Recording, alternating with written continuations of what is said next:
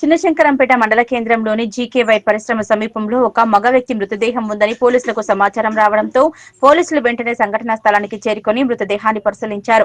పంచనామా నిర్వహించి విచారణ చేపట్టి కేసు నమోదు చేసుకుని దర్యాప్తు చేస్తున్నారు. ఈ సందర్భంగా చిన్నశంకరంపేట ఎస్ఐ నారాయణ గౌడ్ మాట్లాడుతూ జీకే పరిశ్రమ సమీపంలో ఒక మృతదేహం ఉందని సమాచారం రావడంతో సంఘటనా స్థలానికి చేరుకుని మృతదేహాన్ని పరిశీలించి పంచనామా నిర్వహించి మృతదేహాన్ని పోస్టుమార్టం నిమిత్తం మెదక్ ఆసుపత్రికి తరలించినట్లు తెలిపారు. మతిస్థిమితం లేని మృతదేహంగా గుర్తించడం జరిగిందని, మృతుడు ఎవరనేది ఎవరైనా గుర్తిస్తే స్థానిక పోలీసులను సంప్రదించాలన్నారు. ఈరోజు ఉదయం శంకరంపేట గ్రామ శివారులో జీకేవర్ సమీపంలో పొలంలో గుర్తు తెలియని వ్యక్తి శవం పడి ఉందని సమాచారం రాగా ఇక్కడికి వచ్చి చూడగా ఒక మతిస్థిమితం లేని వ్యక్తి ఇక్కడ శవం పడి ఉన్నాడు.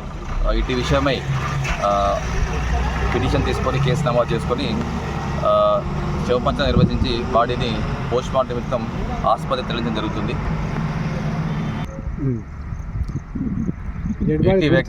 ఇట్టి మృతదేహం సంబంధించి ఫోటోలను పబ్లిష్ చేస్తాము. ఇట్టి వ్యక్తిని ఎవరైనా గుర్తిస్తే పోలీస్ స్టేషన్కి కానీ లేదా నా నంబర్కి కానీ సమాచారం ఇవ్వాలని కోరుచున్నాను.